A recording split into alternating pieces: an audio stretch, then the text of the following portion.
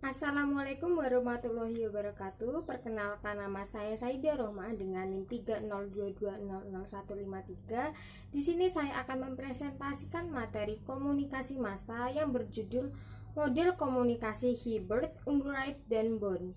Model komunikasi HUB dikenalkan oleh Ray Eddon Hilbert, Donald F. Ungerleider, dan Thomas W. Bohm.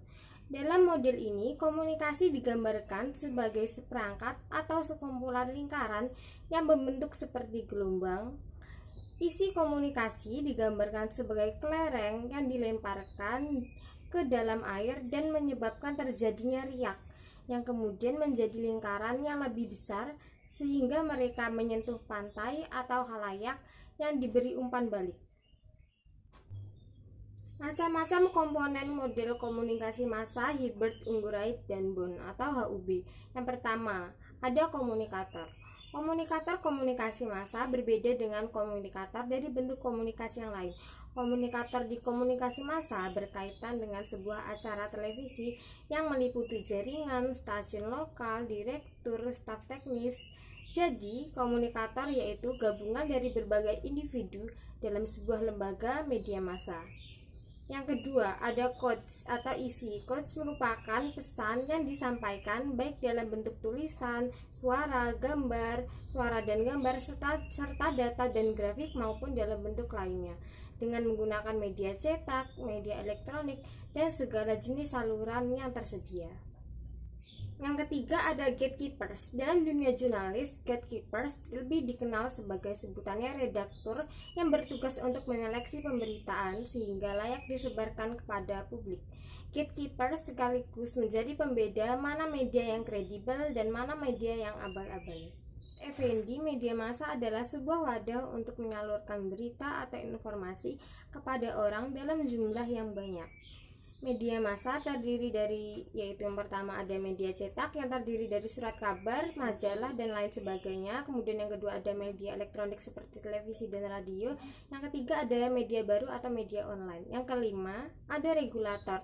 Peran regulator dalam hal ini seperti Dewan Pers untuk mengawasi pemberitaan media cetak dan media cyber.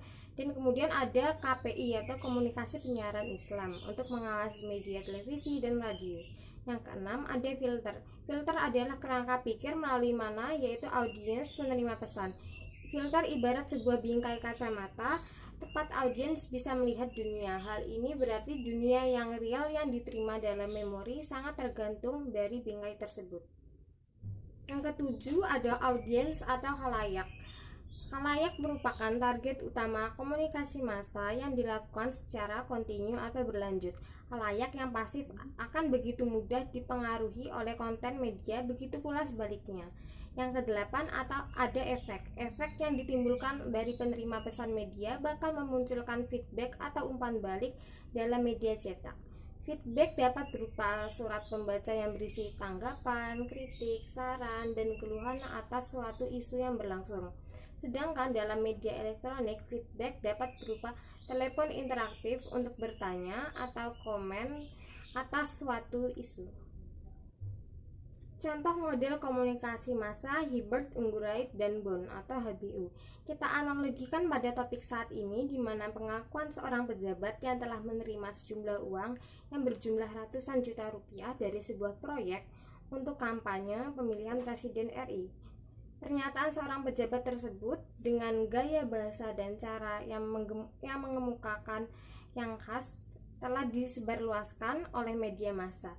Setelah melalui seleksi oleh gatekeepers menjadi sebuah berita dan diterima khalayak dengan filternya masing-masing yang disebarkan kembali melalui media massa. Sekian presentasi dari saya. Bila ada kurangnya saya mohon maaf. Terima kasih. Wassalamualaikum warahmatullahi wabarakatuh.